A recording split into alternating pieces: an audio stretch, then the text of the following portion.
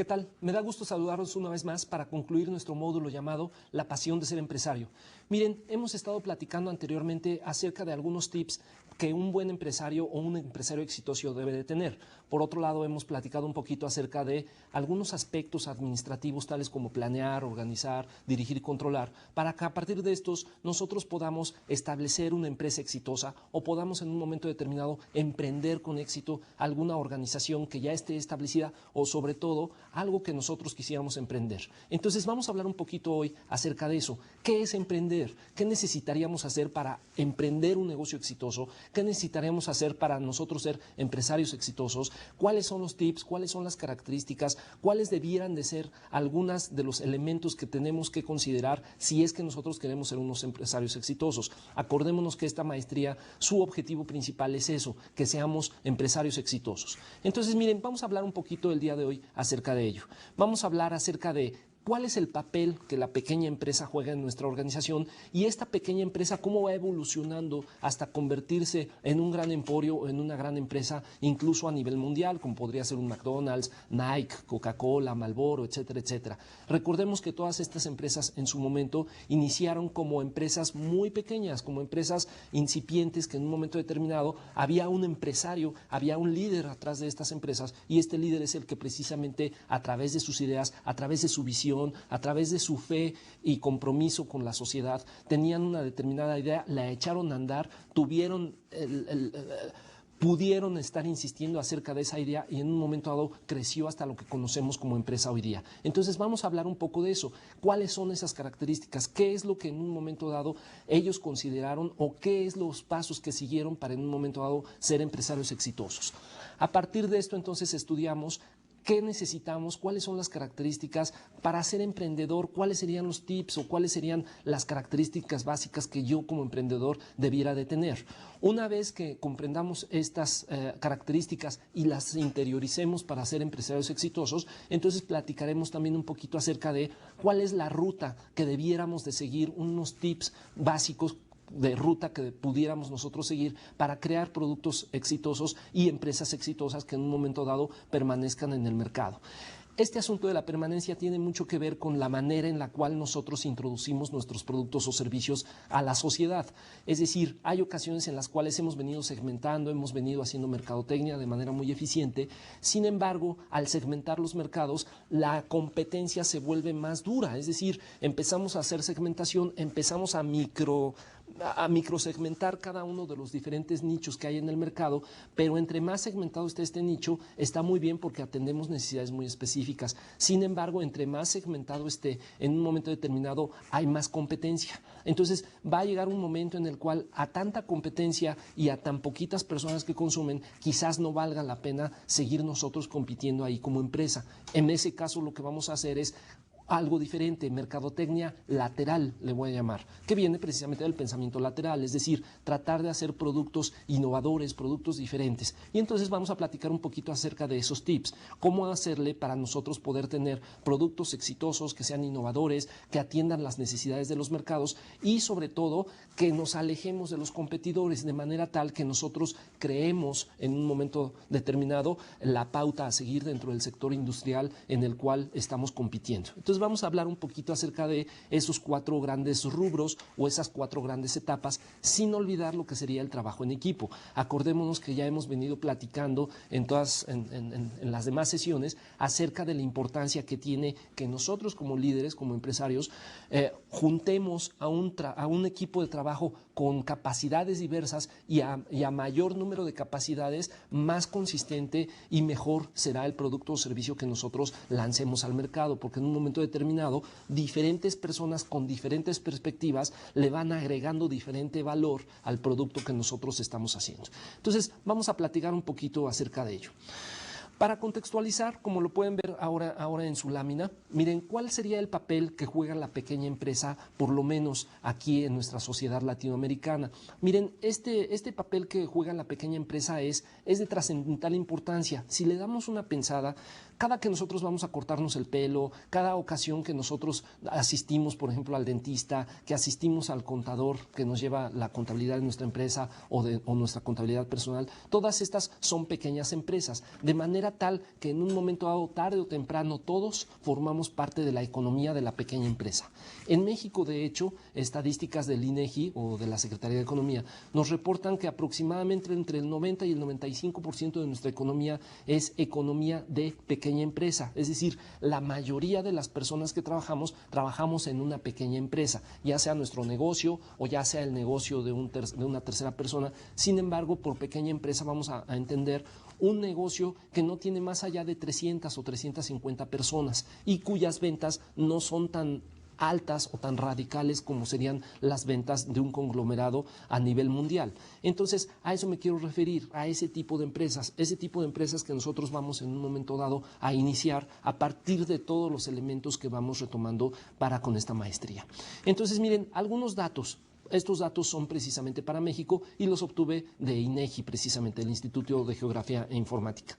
Miren, en el año 2001, estos datos son del 2001, en el año 2001, 36 millones de personas en México trabajábamos en organizaciones que tenían menos de 100 empleados, de manera tal que de ahí la importancia de la pequeña empresa en México. 36 millones representa a casi al 36% de la población, de manera tal que, insisto, la mayoría de las personas que trabajamos o que estamos en la población económicamente activa, pertenecemos de alguna manera a la economía que está integrada por la pequeña empresa en México, de manera tal que de ahí la importancia en un momento determinado.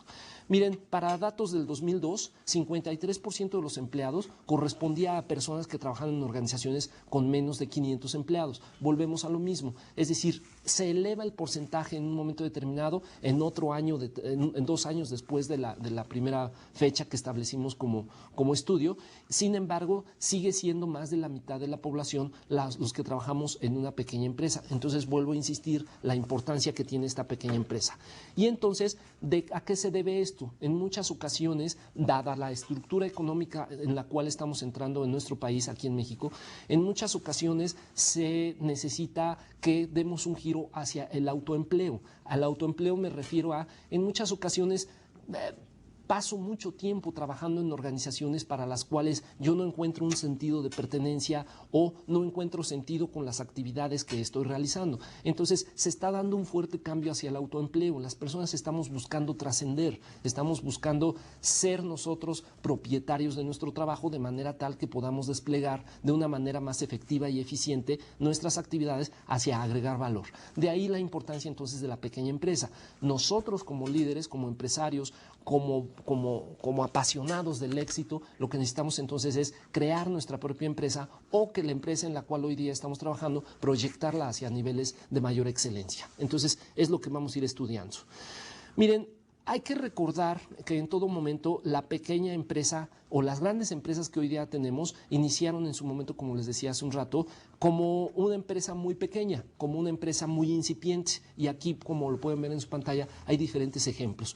Por ejemplo, aquí en Latinoamérica, en un momento dado, Electra, del grupo Salinas, empezó como una mueblería muy pequeña hace más de 100 años. La empresa se llamaba Salinas y Rocha. Era una mueblería muy pequeña, una persona tuvo la visión de echar a andar este negocio, este pequeño negocio, empezó a crecer, empezó a permear en el mercado, empezó a diversificarse, empezó a irse a diversas plazas de Latinoamérica y hoy es lo que conocemos como Electra. De hecho, el dueño actual de Electra es el nieto del dueño original que inició hace 100 años la empresa. De manera tal que en su momento Electra, que hoy día es un conglomerado enorme en Latinoamérica, en su momento empezó como una empresa muy pequeña, empezó como una pequeña y mediana empresa como ahora lo conocemos. Bimbo, que inició aquí en México con don Lorenzo Servitje, hace muchos años también empezó muy pequeño, era una muy pequeña panadería. De repente este señor Servitje tuvo tal visión de negocios que empezó a crecer a manera tal que hoy día está permeado en toda Latinoamérica la marca Bimbo y me parece que ya incluso en España y en algunos países de Europa el producto o el servicio ha llegado hasta allá. Sin embargo, hace 70 u 80 años también empezó como una empresa muy pequeña. McDonald's, este señor Ray Kroc, en los años 50 en Estados Unidos, acababa de perder su empleo como policía y lo que decidió fue poner comprar un carrito de hamburguesas en alguna calle de Nueva York. De repente se enteró de que había una empresa más grande, que por cierto se llamaba McDonald's, más grande que él, pero no muy grande, no era no era el conglomerado que hoy día conocemos en los años 50. Sin embargo, empezaba a franquiciar el producto o servicio. Ray Kroc decidió comprar una de estas franquicias. Le ofrecieron la peor franquicia que existía, que en esa época era trabajar en el Bronx, allá en Nueva York, de tal manera que era el peor negocio que podía existir. Sin embargo, este señor tuvo la visión, tuvo el empuje, tuvo la fe de que este negocio crecería, compró la franquicia, empezó a hacer las hamburguesas muy bien y el resto es historia. Al final, este señor Ray Kroc incluso compró el nombre de la empresa y hoy día es lo que conocemos como McDonald's a nivel mundial, no nada más a nivel Latinoamérica. Disneylandia o Walt Disney en un momento dado también empezó desde algo muy pequeño, empezó siendo precisamente Walt Disney en sus inicios. Cuando él era muy pequeño, él se dedicaba a repartir periódicos en las esquinas, era vocero. Y entonces de repente dice la historia que este señor Disney, cuando era niño, no le gustaba repartir el periódico, sino más bien a lo que se dedicaba mientras llegaban los periódicos y mientras se hacía toda la operación de estos repartidores de periódico. Él lo que hacía era, se sentaba a leer las historietas animadas que aparecían en los periódicos y a él no le gustaban mucho, no estaba de acuerdo, se le hacían muy triviales las historias. De repente un día empezó a escribir su propia historia. Por cierto, Walt Disney no sabía dibujar, él hacía unos dibujos muy feos. Únicamente lo que él sabía era hacer unos muy buenos guiones, una muy buena historia. De repente una mañana lo descubre su jefe y le dice: oye niño, yo te pago por repartir los periódicos, no por hacer historietas. Y entonces lo corre del negocio. Este señor Disney no se queda con su idea, sino que sigue en la primaria, sigue haciendo esto, y entonces se metía mucho en problemas Walt Disney con sus profesores, porque decían que era muy disperso, decían que no ponía atención, lo tachaban incluso de tonto, porque en un momento dado se la pasaba imaginando, se la pasaba siempre pensando en sus historietas. De repente, bueno, ya saben ustedes la historia, empieza a crecer el negocio, este señor tiene mucha visión. Por cierto, la historia dice que el señor Disney quebró financieramente unas 5 o 6 veces antes de lograr el emporio que hoy día nosotros conocemos. De manera tal que lo que tuvo este señor, una de las características fue la fe y el compromiso, el ahínco, el empuje, el creer en sí mismo, el creer en su producto o servicio, de manera tal que al final de la historia pudo lograr el éxito financiero, no sin antes atravesar una serie de vaivenes. Entonces, ¿qué podemos desprender de todas estas personas de las cuales, o de todas estas empresas de las cuales hemos estado hablando? Primero, fueron pequeñas en sus inicios. Segundo, alguien creyó en ellos, es decir, ellos tenían una fe irrefrenable por lograr su objetivo, tenían la suficiente pasión como para echar a andar su empresa, como para creer en esta empresa, como para que cada ocasión que llegaba el mercado y los movía con respecto a su objetivo fundamental, ellos pudieran seguir teniendo su idea de negocio hasta que al final le pudieron pegar al éxito, ¿no? Entonces, de estos ejemplos podemos nosotros derivar la importancia que tendría el espíritu emprendedor para lo que estamos nosotros estudiando. Es decir, es importante que nosotros, al compararnos con estas historias de éxito, hagamos una reflexión acerca de qué me falta, en dónde estoy parado, hacia dónde voy, cómo le hago, qué necesito, etcétera, etcétera, para que en un momento dado, estudiando lo que ellos han hecho bien o han hecho mal, nosotros podamos hacerlo un poquito más rápido y podamos avanzar hacia el éxito que nosotros estamos planeando. De manera tal que, antes de continuar, lo que me gustaría, por favor, es, vamos a hacernos una autoevaluación. Como lo ven ahora en su pantalla, ahí hay un pequeño test que se llama ¿qué tan preparado estoy para ser un empresario exitoso? Me gustaría, por favor, que nos demos un pequeño tiempo, un pequeño receso, para que contesten ustedes este pequeño test, que son 20 preguntas, y en un momento determinado, al final del test, viene la tabla de autoevaluación. Con esta tabla ustedes pueden determinar qué tan preparados o no preparados se encuentran para poder ser un empresario exitoso. Ahora, no se preocupen, si salimos muy bajos, precisamente eso es lo que vamos nosotros a platicar a lo largo de esta última charla. Vamos a determinar cuáles son los tips de actuación básicos, algunas ideas, algunas vamos a concretar qué es lo que pudiéramos nosotros hacer para que en un momento dado seamos empresarios exitosos.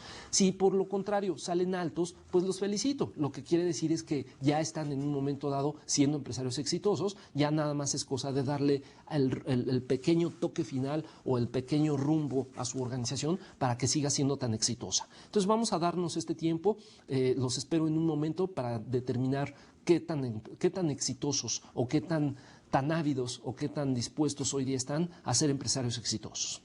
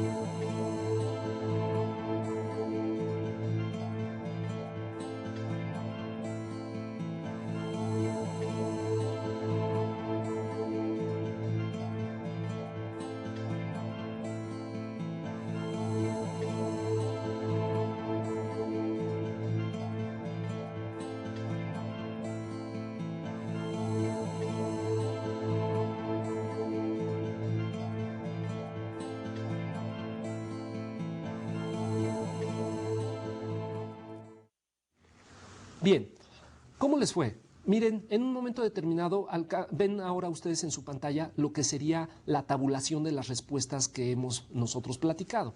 Miren, ahí viene cómo hay que calificar cada uno de los rubros que ustedes pusieron. Si contestaron la A, cada vez que ustedes hayan contestado una letra A, denle por favor 5 puntos. Cada que hayan contestado ustedes una letra B, le dan 4 puntos, una C serían 3 puntos, una D 2 puntos y una letra E 1 punto. Y entonces sumen cuántas veces han contestado cada una de estas situaciones. Al final esa suma debe de darles entre 0 y 100. Y entonces ahí viene en un momento determinado la tabla o la escala de calificaciones. Si salieron entre 0 y 24, como lo ven ahora en su pantalla, pues tenemos un buen producto, tenemos un buen servicio, tenemos una buena idea, pero lo que nos hace falta ahora son los tips de actuación de los cuales vamos a estar hablando a continuación. Por el contrario, si salieron entre 75 y 100, pues son muy buenos empresarios, lo que necesitan es seguir así, no bajen por favor, y en un momento determinado quizás algunos de los tips que vayamos viendo por acá les sirvan para echar a andar de manera más contundente a su empresa. A lo que quiero llegar es, en un momento determinado es importante determinar antes de determinar hacia dónde vamos, es importante determinar en dónde estamos. Entonces espero que este pequeño test nos dé una pequeña luz, nos dé una pequeña guía acerca de qué tanto necesito yo como pequeño empresario entender cuáles son estos tips para que entonces los pueda aplicar de manera muy eficiente hacia las operaciones de mi empresa. Entonces, empecemos. ¿Qué es en sí el espíritu emprendedor? ¿Qué es este asunto de espíritu emprendedor? En un momento dado, ¿qué es un empresario? ¿Cuáles serían las características o qué es lo que necesito yo considerar como importante para determinar que soy un empresario exitosa? Miren, yo creo que la función específica de un emprendedor, desde un punto de vista muy teórico, es aquella persona que puede combinar los factores tradicionales de producción, entiéndase tierra, trabajo y capital, para que en un momento dado, a partir de estos factores tradicionales, podamos crear y podamos inducir, podamos nosotros hacer nuevos productos y servicios que satisfagan las necesidades y en su caso creen deseos ante la sociedad. Sin embargo, bueno, esta es la parte muy teórica del asunto. Creo yo que en la práctica no necesariamente necesito los factores tradicionales de producción, tierra, trabajo y capital. Miren, hay la historia aquí en México de un señor que vendía dulces. Y entonces, este señor que vendía dulces no tenía ni tierra, ni trabajo, ni capital. Pero lo que sí tenía era un pleno conocimiento de los mercados en los cuales él estaba compitiendo. Y entonces este señor estaba seguro de que su idea iba a tener éxito. De manera tal que un día se le ocurre a él irse a estudiar su maestría a los Estados Unidos y entonces allá en los Estados Unidos, después de 2 años de estudio, después de gastar mucho dinero en su maestría, se da cuenta de que esta escuela le seguía enseñando el mismo paradigma, tierra, trabajo y capital. Si tú tienes tierra entendida como almacenes, tiendas para distribuir, etcétera, etcétera, trabajo entendido como la mano de obra y capital entendido como el dinero que echa a andar los otros dos factores tradicionales, entonces ya la hiciste. Sin embargo, este señor no tenía ninguno de los 3 factores tradicionales, entonces pensaba, de nada me sirvió haber estudiado la maestría. Lo que sucedió, regresó a México y entonces se puso él muy triste porque pensó, no tengo ninguno de los 3 factores, entonces no la puedo hacer, no puedo seguir adelante. Sin embargo, él pensó, lo que sí tengo yo es una muy buena idea acerca de las necesidades de los niños. Yo he descubierto, decía él, que los niños es un segmento de mercado muy especial con respecto a la demanda de productos o servicios. Y pensaba, si yo pudiera hacer al mismo tiempo un dulce en el cual integre que sea salado, que sea picoso, que sea agridulce, y que sea agrio y que sea dulce, entonces ya la hice, porque en un momento dado a los niños eso es lo que les gusta. Les gusta meterse una pastillita en la boca y que esta pastilla haga efervescencia, que se sienta chistoso, que burbujee. Y entonces él pensaba, necesito hacer un producto que atienda esa necesidad del niño y esto va a ser un pleno éxito. Sin embargo, seguimos en la misma, no tiene ni tierra, ni trabajo, ni capital. En alguna ocasión se le ocurrió, bueno, yo no tengo la tierra entendida como los almacenes, las máquinas para poder echar a andar la línea de producción, no tengo para producir los servicios. Sin embargo, ¿quién sí tiene los insumos y las máquinas necesarias para poder hacer dulces? Y entonces, miren, fue con chocolates La Azteca. En este caso, quien antes producía el Carlos V, que ahora es Nestlé, por cierto. Fue con los chocolates La Azteca y entonces le dijo, oye, Azteca, dame una mano, tú puedes producir los chocolates de manera tal que ayúdame a producir mis artículos. Y entonces el señor de La Azteca le dijo, oye, sí, es una buena idea. Fíjate que en el horario que está los domingos, después de las 4 de la tarde y hasta las 5 de la mañana, mis máquinas están detenidas, de manera tal que tú ahí puedes producir tus dulces. Entonces, ahí este señor le dijo, vamos a hacer una cosa, si tienes éxito, me pagas. Si no tienes éxito, bueno, pues me dejas tu producción y no ha pasado absolutamente nada. Y entonces ahí este señor mexicano demuestra que en un momento determinado no se necesitan los insumos, lo que se necesita es una muy buena idea y alguien estará dispuesto a esta buena idea echarla a andar. Después pensó este señor, bueno, ya tengo los dulces, ya tengo las pastillas que yo quería producir, ahora ¿cómo le hago para estar en tiempo real en todas las misceláneas de toda la República Mexicana? Tiempo real me refiero a hoy produje el dulce, mañana a más tardar por la mañana debe de estar el dulce en los anaqueles de todas las misceláneas. Pero para lograr lograr esto necesito una muy amplia capacidad de distribución, una red de camionetas que llegue a todos los puntos de toda la República Mexicana. Pero no tengo para comprar camionetas, ni tengo para pagarle a los choferes, y no tengo para asegurar esas camionetas, ni para pagar la seguridad social del chofer, de manera tal que sigo en la misma. Y entonces pensó, ¿quién en México sí tiene camionetas que puedan llegar a cualquier parte de la República Mexicana? Y entonces fue con Sabritas, Sabritas que sí tiene esta capacidad.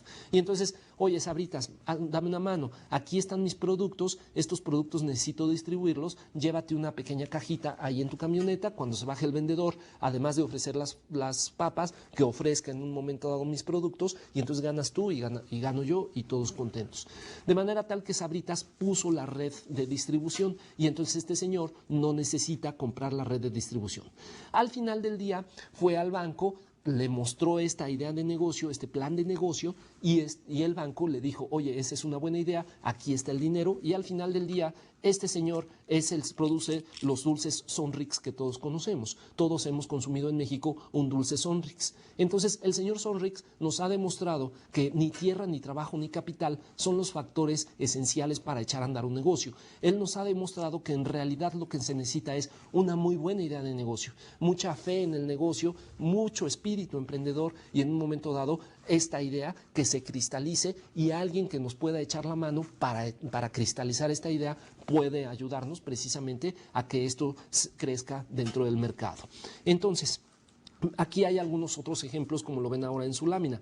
Algunos otros emprendedores, por ejemplo Henry Ford, no produjeron absolutamente nada nuevo. Henry Ford no sabía hacer ni coches ni sabía administrar. Sin embargo, lo que él hizo fue combinar dos grandes ideas. Él lo que hizo fue combinar una idea llamada línea de distribución a partir de la administración, que ya hemos estudiado en este módulo en charlas anteriores, y por el otro lado combinó los automóviles. Entonces creó la línea de montaje. Lo que le agradecemos en realidad a Henry Ford es que inició la línea de montaje automotriz que después muchas empresas adoptaron en sus líneas de producción para diferentes productos o servicios. Entonces, a Henry Ford eso es lo que le admiramos, que pudo combinar dos ideas que ya existían en el mercado y estas dos ideas crear un tercer producto o servicio.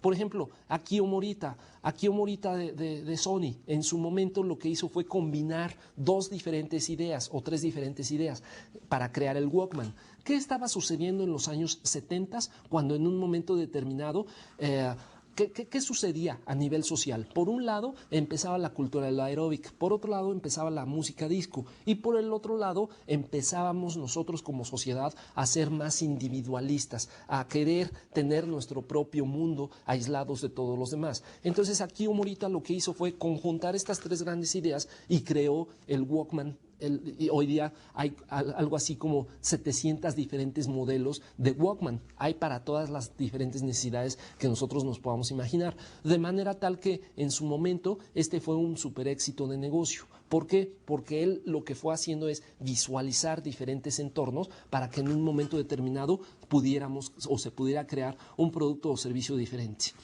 Entonces, ahí viene una de las características del emprendedor, que en un momento determinado podamos nosotros ir visualizando cuáles son las diferentes necesidades, cuáles son las diferentes tendencias y en función a esto crear aquel satisfactor que conjugue estas diferencias y entonces podamos sacar nosotros a la venta nuestro producto y o servicio.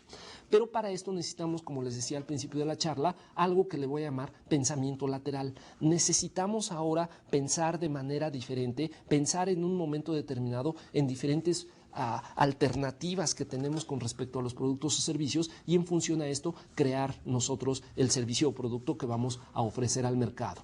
Miren, para esto necesitamos romper completamente la manera mental que tenemos de procesar en la cabeza. Por eso es que al principio estudiamos el tema de paradigmas. Hay una empresa que de repente piensa, bueno, allá en 1972-73, allá en Italia, un señor que se apellida Ferrero. Este señor hace chocolates, que aquí en México los conocemos como los Ferrero Rocher, que es de las marcas, por cierto, más prestigiadas y más caras en cuanto a chocolates. Este señor pensaba, bueno, Si yo sigo segmentando el mercado, hoy día ya está demasiado competido este mercado. Tenemos chocolates con leche, chocolate blanco, chocolate en polvo, chocolate en barra, ya está demasiado segmentado. Si yo sigo segmentando el mercado, entonces lo que va a suceder es que en un momento dado tanta microsegmentación ya no me va a permitir tener un retorno en la inversión lo suficientemente atractivo como para que valga la pena hacer el producto o servicio. Y entonces este señor lo que se le ocurrió es, vamos a combinar una nueva idea. En realidad en la sociedad, ¿quiénes son los que consumen chocolates? Los niños. ¿Y quiénes son los que los compran? Los papás. Entonces la pregunta es, ¿cómo le hago para que el niño le pida chocolate al papá y el papá esté dispuesto a comprarle dicho chocolate? Es decir, una característica que tienen los niños cuando yo le doy un chocolate es que se comen todos los chocolates de toda la bombonera, de tal manera que al final voy a tener a un niño así de gordo. Entonces el papá se preocupa y piensa, no puedo comprarle tantos chocolates, no puedo darle tanto chocolate. Entonces este señor pensaba, ¿cómo combino esas dos necesidades? Por un lado, el papá necesita que el niño coma únicamente la cantidad mínima o requerida, le voy a llamar, la cantidad requerida o la porción diaria requerida de chocolate para que el niño no engorde. Y por otro lado, necesito en un momento dado que sea atractivo el producto, crear algo completamente diferente. Y entonces de repente se les ocurrió a este señor Ferrero crear un juego y vender chocolates con un juego. Y entonces pensaban los mercadólogos de esta empresa, chocolates con un juego, pero a ver, no, nosotros no estamos en la industria del juguete, estamos en la industria del chocolate, de manera tal que no podemos combinar. Entonces, ¿lo ven? Ese es el pensamiento lateral que hay que tener, ese es el rompimiento que debemos hacer con respecto a nuestra mente. Debemos de pensar en dos necesidades diferentes, aunque no sean de la misma industria, porque al final del día esto nos ayuda precisamente a crear un nuevo producto o servicio. Entonces este señor Ferrero tuvo la visión, tuvo la intuición y combinó las dos cosas. Combinó la cantidad mínima que puede comerse un niño al día de chocolate y por el otro lado hacer que el niño esté muy emocionado para pedirle este producto al papá. Y entonces, ¿cómo vamos a lograr que el niño se distraiga? ¿Cómo le vamos a hacer para que el niño en un momento determinado ya no consuma más chocolate, sino nada más la cantidad que requerimos? ¿Cómo lo distraemos? Pues con un juego. Y entonces creó lo que ahora conocemos aquí en México como el huevito Kinder Sorpresa. Este huevito Kinder Sorpresa, si ustedes ven la etiqueta, si ustedes analizan el producto, aquí dice que en un momento determinado este producto contiene la cantidad mínima requerida diaria de consumo de chocolate para un niño. Es decir, es lo que menos se puede comer un niño al día para que no termine muy gordo. Y en un momento determinado, si lo abrimos, lo que va a suceder es que el niño está tan emocionado por ver lo que contiene el producto que entonces únicamente se va a comer la cantidad mínima requerida de chocolate y al final va a terminar comiéndose ese chocolate y armando el juguetito que contiene dicho chocolate. Entonces se fijan, aquí otra vez el pensamiento lateral, la mercadotecnia lateral.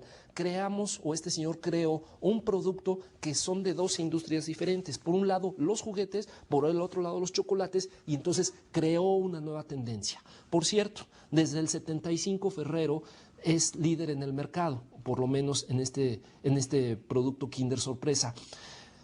Imaginémonos ahora entonces, si hubiera en el 72 microsegmentado todavía más el mercado, creo que ahora tendría un 3 o un 5% de participación en el chocolate. Hubiera creado una nueva barra quizás con cereal o con pasitas o con nueces o una nueva barra de chocolate, pero no hubiera hecho algo radicalmente diferente, de tal manera que tendría una pequeña participación. Sin embargo, rompió por completo el paradigma, creó entonces una nueva tendencia, creó una nueva industria y entonces es líder en esa industria. Hoy día, como les comentaba, no hay un competidor cercano al respecto, de manera tal que al crear esta nueva industria, los demás lo van siguiendo. Pero entonces se fijan, el pensamiento lateral o la mercadotecnia lateral en un momento dado nos determina y nos ayuda a elaborar productos y o servicios nuevos. Entonces, esto nos lleva a la siguiente lámina que ustedes ahora ven proyectada en su pantalla. ¿Cuáles entonces son las características que debe de tener un emprendedor? ¿Cuáles podrían ser los tips, si hubiera unos tips, si hubiera una, entre comillas lo voy a poner, si hubiera una receta mágica, qué es lo que nosotros deberíamos hacer al respecto de entender cuáles son las características o tips. Surge primeramente la pregunta, bueno, ¿los emprendedores nacen o se hacen? Es decir, hay quien nace siendo emprendedor, pero también creo que hay quien aprende a ser emprendedor. Hay quienes nacen con estrella, pero hay quienes nacemos estrellados. Los que nacemos estrellados, pues tenemos la consigna de estudiar. Por eso es que ahora estamos preparándonos a partir de esta maestría. Es decir, podemos aprender a ser emprendedor y ser un emprendedor de éxito. Es decir, estudiando todos estos tips, todas estas características, todas estas historias de éxito o fracaso, en un momento dado nos permiten crear un entorno sobre el cual nosotros podamos transitar de manera más eficiente, más rápida y más barata. Entonces, no es fácil estudiar a un emprendedor porque hay muchísimas características, hay muchísimos tips o muchísimas cosas que nosotros podríamos precisamente aprender de un emprendedor. Sin embargo, entre otras muchas cosas, podemos entender que un emprendedor tiene las siguientes características, que es lo que ahora estamos viendo proyectado en la pantalla. Por un lado, visión, entender que necesitamos proyectarnos hacia el futuro, necesitamos entender, necesitamos combinar, como ahora les comentaba en estos ejemplos, necesitamos combinar diferentes necesidades, diferentes ideas, diferentes cosas que existen en la sociedad, en la economía, para que en un momento dado, a partir de esto, nosotros podamos crear un nuevo producto o servicio. Y entonces, a partir de ello, nosotros podamos crear una tendencia. Necesitamos visualizar qué es lo que está sucediendo en los mercados, qué es lo que va pasando a nivel mercadológico, a nivel social, etcétera, etcétera, etcétera. Miren, recientemente he asistido yo al supermercado a realizar algunas compras. Entonces, dentro de estas compras es muy sencillo. En un momento determinado, conforme nosotros vamos en el supermercado pasando por los diferentes anaqueles, estos diferentes anaqueles nos van determinando, si vamos nosotros viendo, nos permite precisamente determinar qué es lo que estamos haciendo, cómo es que vamos nosotros o cómo es que podemos nosotros ir creando nuestros productos y o servicios. Entonces, es muy sencillo.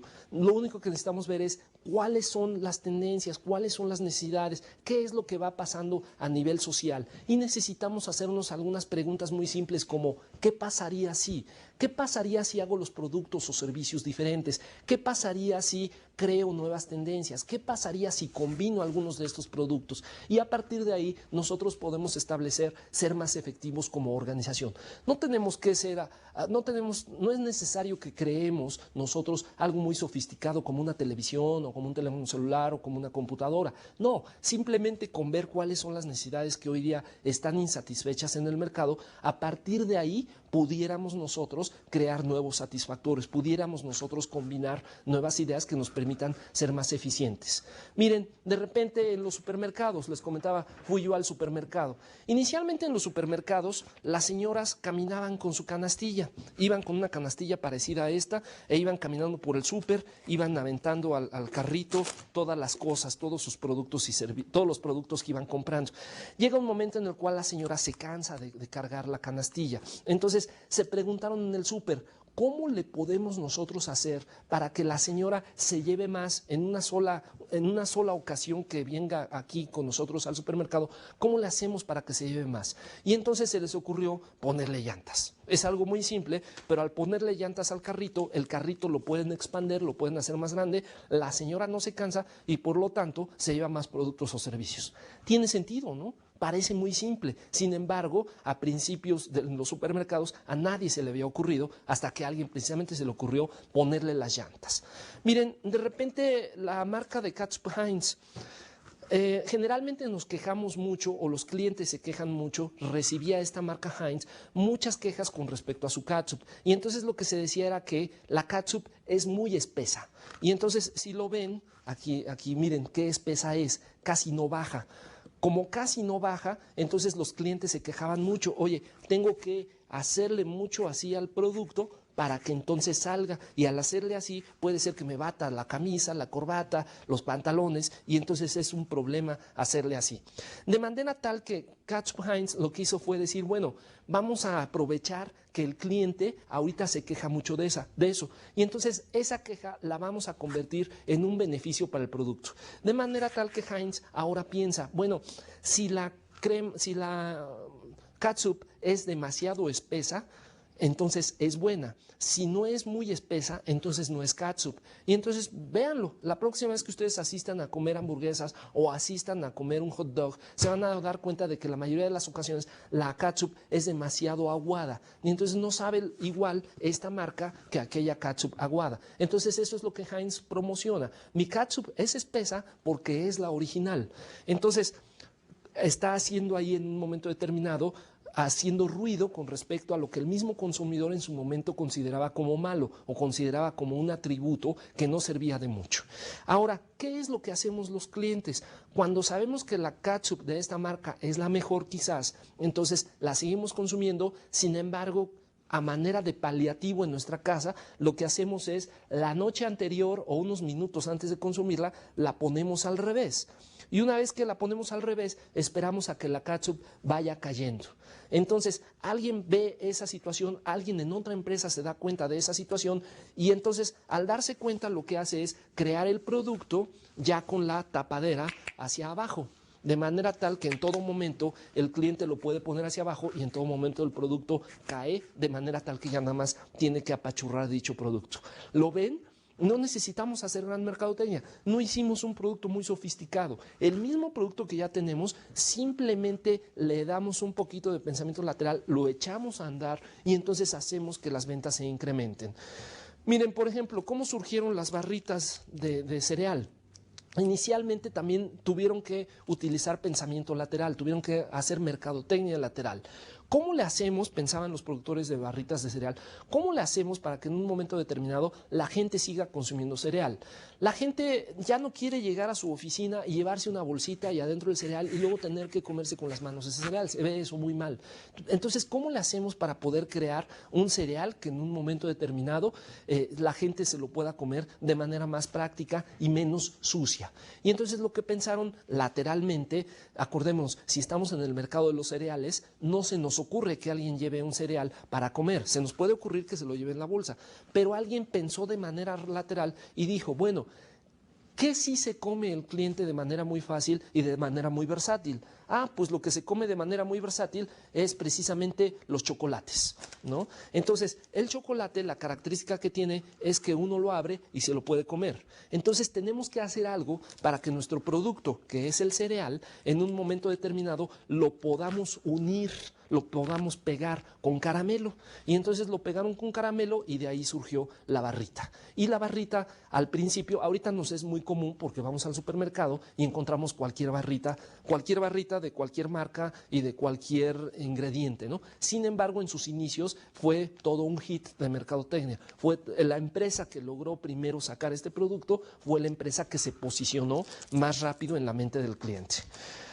Otra manera de exagerar, miren, las papas fritas. Inicialmente las papas, ¿de dónde salieron estas papas fritas? ¿Por qué en un momento determinado estas papas fritas están producidas así?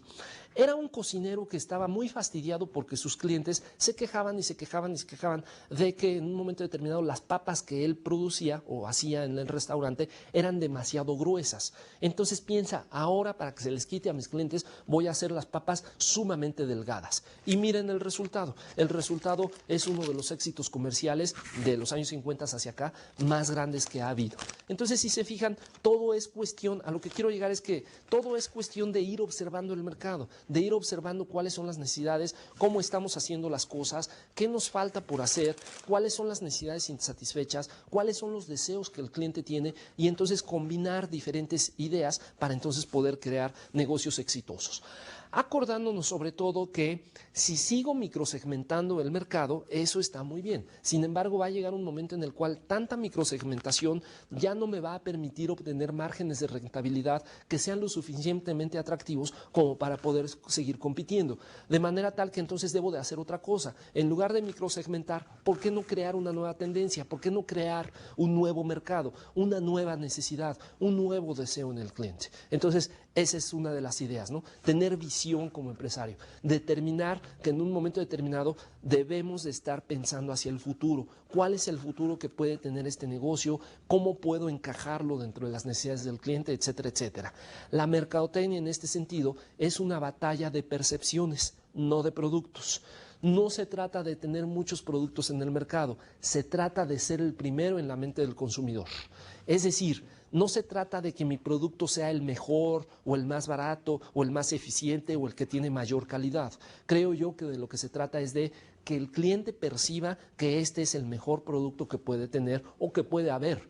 Si no percibe eso, entonces luego no tendremos éxito. Miren, un ejemplo muy concreto. ¿Quién fue el primer hombre en pisar la luna en 1960 en los años 60, a finales de los 60? ¿Quién fue el primer hombre en pisar la luna? Ahora ustedes me han de estar diciendo, han de estar pensando, fue Neil Armstrong. Él fue el primer hombre en pisar la luna. Bueno, después de Neil Armstrong, la segunda misión espacial, me parece que Armstrong iba en la misión de Apolo 10 o Apolo 9, no me recuerdo. Bueno, la siguiente misión, la 11 o la 12, en esta siguiente misión hubo otro astronauta. Les apuesto a que no se saben el nombre de este astronauta. De hecho, yo tampoco me lo sé. Sin embargo, este segundo astronauta fue muchísimo más eficiente que Armstrong. Armstrong, por decir un número, se gastó 100 pesos en la misión para lograr llegar de la Tierra a la Luna. Y este segundo astronauta se gastó solamente 10 pesos. Por lo tanto, a nivel empresarial, ¿quién es más eficiente? ¿El primero o el segundo? Definitivamente el segundo, porque el segundo se gastó un 90% menos de presupuesto con respecto al primero. Eso en los negocios, amigos, pues se llama eficiencia. Sin embargo, la verdad es que ¿a quién recordamos? Recordamos a Armstrong, no recordamos al segundo. ¿Lo ven? A eso me quiero referir. La mercadotecnia no es otra cosa que una batalla de percepciones en la mente del cliente. No importa tener el mejor producto o servicio, importa llegar primero a la mente del cliente. Ya después, conforme la competencia se empieza a dar, conforme empiezan a entrar nuevos productos sustitutos, ahora sí ya empezamos a mejorar el producto. Pero es un hecho que al principio lo importante es tener la mente del consumidor, captar la mente de la gente para que entonces nosotros podamos precisamente tener el éxito comercial que nos estamos determinando. Entonces, a eso me quiero referir con lo que ahora ven en su pantalla, visión. Tener la capacidad de visualizar, tener la capacidad de entender los mercados hacia el futuro y cómo las necesidades del cliente van cambiando, van evolucionando y cómo yo como empresa voy adaptándome hacia con esta necesidad. ¿Cuál es otra de las características? Como lo ven ahora en su pantalla, tener un sentido de misión y de propósito. Entender con mucha precisión cuál es la misión, cuál es la razón de ser o cuál es la razón de existir de mi empresa o negocio. ¿A qué estoy dedicado? ¿Cuál es el propósito básico que yo estoy siguiendo como empresa? Es decir, ¿me dedico yo a hacer productos, a hacer servicios o a satisfacer necesidades? ¿Qué es lo que estoy buscando en realidad? Miren, por ejemplo, Mexicana de Aviación o Aeroméxico o cualquier aerolínea, ¿a qué se dedica? ¿A volar aviones? No. Esa no es su razón de ser.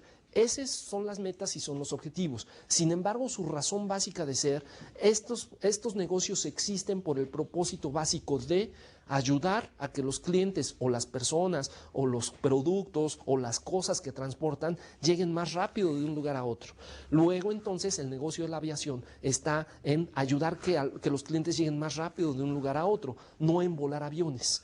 Miren, cuando yo adquirí esta computadora, ¿por qué creen que la adquirí? ¿Porque es bonita? ¿Porque es plateada? ¿Porque combina con mis ojos? ¿Por qué la habré adquirido? En realidad, yo como cliente adquirí la computadora porque lo que yo busqué al adquirirla es versatilidad. Poder tener toda mi información en un solo recipiente para que entonces a partir de cuando yo necesite expresarme y necesite hacer una presentación, tenga toda la información en un solo recipiente, de manera tal que las computadoras en el negocio que están es hacer que el cliente sea más versátil, sea más eficiente.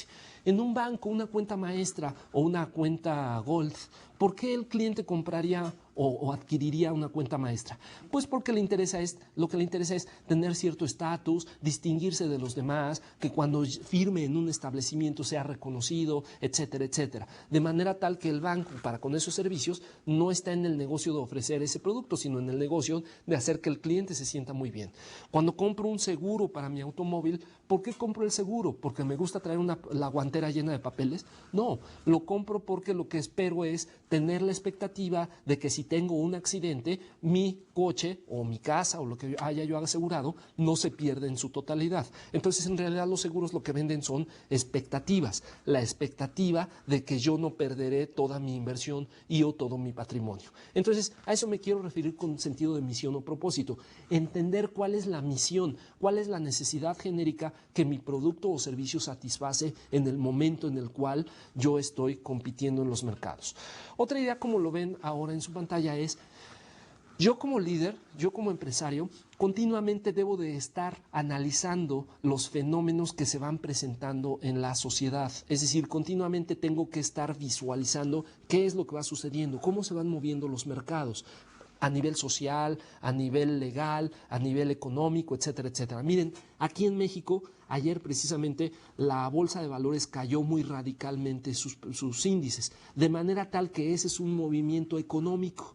La economía en México se mueve a partir de los índices que se presentan en la Bolsa Mexicana de Valores. Entonces, yo como estratega o yo como emprendedor, yo como líder del negocio, debo de estar en todo momento visualizando qué es lo que está sucediendo en el entorno para que entonces mi entorno, mi microentorno, que es mi empresa, no se vea muy vapuleado por todas estas situaciones, sino irme adelantando. ¿Qué pasaría si una variable cambiara? Ir creando los escenarios probables futuros que en un momento dado me permitan proaccionar con esa posibilidad que se puede dar en el futuro.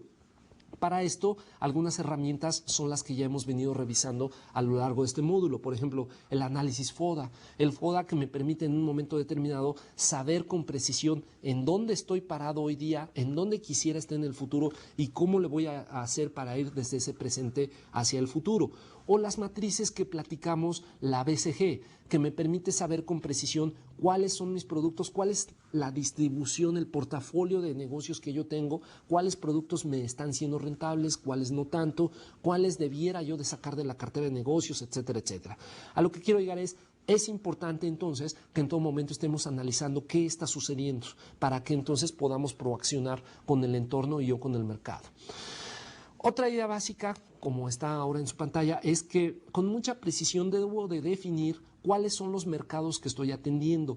No todos los clientes me interesan, sino que en un momento determinado debo de determinar cuál es el nicho o cuál es el segmento de mercado que mejor o más rentable me es, para que entonces con mucha precisión pueda yo competir en ese mercado. No vaya a ser que de repente me meto a un lugar en el cual hay demasiada competencia, por lo tanto pocos consumidores, y además estos consumidores no son muy leales, cambian con mucha facilidad o con mucha frecuencia con respecto a los competidores que hay en ese mercado. Entonces debo de conocer plenamente al cliente, debo de conocer cuáles son sus necesidades, cuáles son realmente los deseos, las expectativas, qué es realmente lo que este cliente está demandando. Ya en su momento vimos algunas características o algunos elementos, algunos tips de cómo poder evaluar esto, cómo poder investigar lo que está sucediendo en el nivel mercado y a partir de ahí alinear mis productos o servicios. Necesito también tener mucha velocidad de respuesta a los cambios que se van dando en el entorno, es decir, el entorno es un blanco móvil, en todo momento el entorno está cambiando.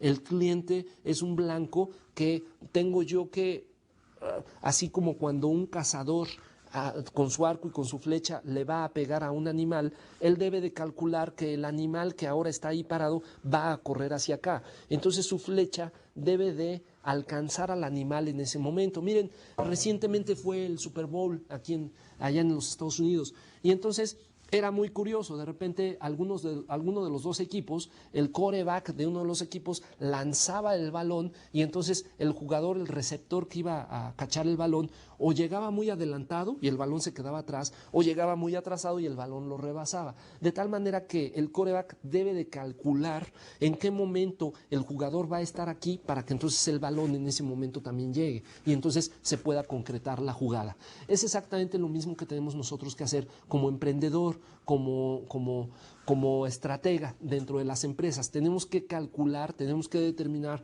cómo nuestras estrategias, cómo nuestras actividades encajan o se alinean para con lo que estamos haciendo dentro de los productos o servicios que estamos ofreciendo. Entonces nos tenemos que ir adaptando muy rápidamente a las condiciones que van cambiando. No podemos detener el juego. Recientemente también veía en la televisión algunas carreras de Fórmula 1. Y entonces en el Fórmula 1 daban algunas estadísticas, algunas ideas con respecto a cómo ahora los automóviles compiten.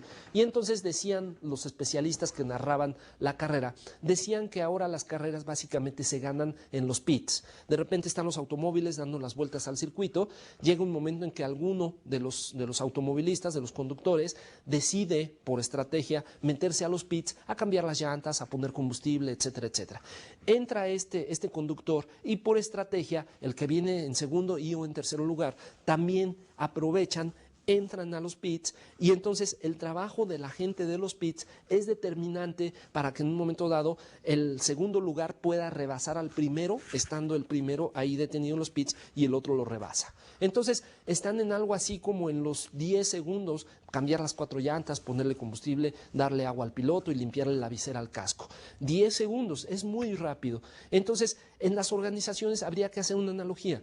En las organizaciones así de rápido estamos compitiendo, es decir, en los Fórmula 1 entra el automóvil y hay una serie de personas que se ponen alrededor de este automóvil. Uno cambia la llanta izquierda delantera, otro la derecha trasera, y así cada quien tiene un determinado rol, una determinada actividad. Nada de que de repente alguien dice, oye, hoy no quiero cambiar las llantas, hoy quiero poner combustible. No, no. Una vez que hemos arrancado el juego, una vez que estamos en la competencia, cada quien toma su rol y cada quien es responsable de cumplir de principio a fin ese rol que le ha sido asignado. En la empresa, ¿cómo es el asunto? De repente en la empresa nos falta una llave. Vamos a suponer que trabajo en una empresa de tornos. Y entonces de repente a alguien le falta una llave. Y entonces, ¿qué hace esta persona que le falta una llave? Grita a su supervisor, ¡hey, me falta una llave del número 48! Y entonces el supervisor le dice, hazme por favor una requisición, hazme un memorándum, y este memorándum se lo voy a llevar al director para que lo firme y luego me lo regrese el director y luego lo mande a compras y compras vaya por la llave. Todo este proceso dura como unos 15 días. Entonces, imagínense, 10 segundos se tarda el Fórmula 1 contra 15 días en la empresa. Entonces, ¿quién va a tener éxito? Debemos de competir, debemos de hacer las cosas en nuestra empresa, creo yo, como si estuviéramos compitiendo en Fórmula 1. Debemos de ser más rápidos, debemos de ser más efectivos. Y entonces, para esto debemos en todo momento de irnos adaptando a las condiciones. Debemos de reaccionar muy rápido con respecto a las condiciones que se nos van presentando en el mercado. Entre más rápido reaccionemos y efectivo, por cierto, entonces más éxito podremos tener. Creo que ya anteriormente les había platicado la historia de los gansos, cómo los gansos trabajan en equipo. Y entonces les había platicado que los gansos forman una V en el momento en el cual van volando, y este hecho de formar una V es muy eficiente porque se van cortando el aire, de tal manera que el ganso que va de líder, el que va hasta el principio de la formación, se va cansando hasta un 70 u 80% más con respecto a los gansos que van en la parte de atrás de la línea, de la formación. ¿Esto qué quiere decir? Que tarde o temprano este ganso líder, al cansarse, tendrá que pasar al final de la formación y cualquiera otra de los gansos compañeros pasará al frente al tomar el liderato y a guiar a la bandada. Entonces, cuando a mí ganso me toque ir al frente de la bandada, varias cosas. No se vale que yo ganso diga, no, hoy yo no quiero pasar al frente porque estoy cansado, no tengo muchas ganas, ahora que pase otro. No, todos tendremos que pasar tarde o temprano. Es decir, todos dentro de la organización entendemos, debemos de entender cuál es la visión, cuál es el propósito, hacia dónde vamos. Y entonces yo cuando pase al frente no puedo decirle a la bandada, en lugar de ir hacia allá, ahora vamos hacia allá porque yo tengo ganas de volar hacia allá. No, la cosa es ir hacia allá. Todos tenemos la visión muy clara de hacia dónde vamos. Entonces aquí el tip es, yo como emprendedor, yo como empresario, dueño de una empresa, o que en un momento dado quiero hacer que mi empresa sea más efectiva, debo de hacer que todos dentro de la organización tengan la misma visión, el mismo propósito, entiendan cuál es la finalidad, hacia dónde vamos, y entonces todos estemos apuntando hacia la misma portería, que todos tengamos el mismo objetivo. Algo muy importante también con respecto al trabajo de los gansos, volar en forma de V es muy eficiente. Sin embargo, al momento en el cual los gansos van a aterrizar o van a despegar, lo que necesitan los gansos es romper la formación. Si aterrizaran o despegaran en forma de V, lo que sucedería es que la pista es tan corta, o bueno, el lugar en el cual van a aterrizar puede ser tan corta, que entonces se tropezarían un animal con otro y se matarían, terminarían revolcando ahí. Y entonces, para hacer eso, los gansos rompen su estructura y entonces ahora se alinean para aterrizar o se alinean para despegar. ¿Esto qué quiere decir? Los gansos, acorde con la tarea, rompen su estructura. Si esto me lo traigo a la organización, la pregunta sería, ¿cuántas veces en la organización cambia la tarea? ¿Cuántas veces cambia el objetivo? Y sin embargo, la pregunta es, cada una de estas veces que cambia el objetivo, ¿rompemos la estructura y dejamos que la misma tendencia del mercado o necesidad del cliente cree nuestra estructura? Yo creo que no. Generalmente es un organigrama el que nos va guiando todos los esfuerzos de la organización. Entonces, como emprendedor, una de las características es entender que diferentes personas dentro de mi organización tienen diferentes capacidades y estas diferentes capacidades, tarde o temprano, deberán de liderar el equipo. Es decir, en un momento dado, tarde o temprano, todos son importantes, todos deben de pasar al frente porque dependiendo del momento en el cual se encuentra la empresa, es el estilo de líder o el estilo de persona que nos debe de guiar. Entonces a eso me quiero referir con que debemos de ser más veloces, más eficientes al momento en el cual nosotros vamos respondiendo al entorno, cómo nosotros vamos en un momento dado creando la expectativa para con los mercados que estamos haciendo, ¿no? Y todo esto nos lleva entonces, como lo ven ahora en su lámina, que necesitamos ser más eficientes al momento de tomar decisiones. Yo como empresario o como emprendedor, una de las características muy importantes que debo de tener, que debo de desplegar es la toma de decisiones. Toma de decisiones, en su momento ya lo vimos con detalle, entendido como elegir el mejor curso alterno de acción, aquel que mejor me ayude a lograr los objetivos, que sea más barato, que sea más eficiente, que haya más rentabilidad, que haya más segmento de mercado, etcétera, etcétera, etcétera. Pero al final del día poder tomar decisión de irme por uno o irme por el otro lado. Y entonces debemos de afinar, debemos de practicar precisamente esa toma de decisión. Ya en diversos módulos de esta maestría, ustedes van a ir afinando precisamente esa toma de decisión. De hecho, si lo han visto, algunas de las formas por las cuales vamos evaluando los contenidos de esta maestría es a partir de la toma de decisiones de ustedes. A partir de casos hipotéticos, ustedes van tomando decisión sobre cómo responder o qué harían en un momento determinado sobre cada uno de esos casos hipotéticos. Algunas otras de las características que debiera de tener un emprendedor es la tolerancia al riesgo. Un emprendedor siempre está viviendo al límite, al riesgo de su capacidad. Ya lo veíamos, por ejemplo, en Walt Disney. Se arriesgaba demasiado. Por riesgo no quiero decir que nos arriesguemos a lo loco, sino que en un momento dado nos arriesguemos sabiendo cuáles son las implicaciones de nuestra visión, qué es lo que podemos o no podemos hacer, hacia dónde vamos, cómo le vamos a hacer, etcétera, etcétera. Y a partir de esto, entender que como emprendedor puedo fracasar.